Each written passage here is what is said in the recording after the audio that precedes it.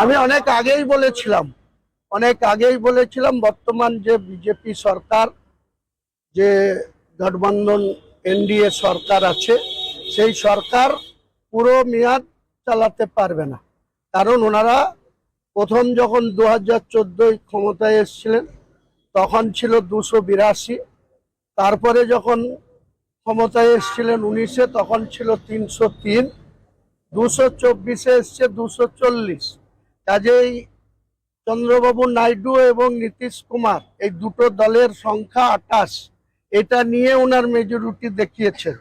কখন যে ওনারা পাল্টে খাবে আর কখন যে ওনারা ক্ষমতাচ্যুত হবে, আমার নিজের স্থির বিশ্বাস খুব বেশি সময় যাবে না, যেটা এনডিএ বিরোধী জোটরা দিল্লির ক্ষমতায় বসবে। তখন মমতা বন্দ্যোপাধ্যায় তো একটা ইম্পর্টেন্ট পার্ট তার থাকবে। তো সব থেকে বেশি খুশি হব যেটা বাঙালি প্রধানমন্ত্রী হওয়ার অনেক সম্ভাবনা জ্যোতিবাবুর জন্য হয়েছিল, প্রণববাবুর জন্য হয়েছিল।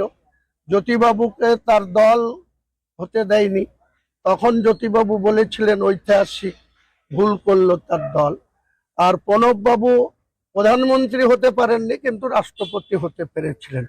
আগামী দিনে মমতা বন্দ্যোপাধ্যায় যদি প্রধানমন্ত্রী হয়, একজন বাঙালি হিসাবে আমরা গর্বে আমাদের বুক ভরে যাবে, সেটার সম্ভাবনা উজ্জ্বল আগামী দিনে।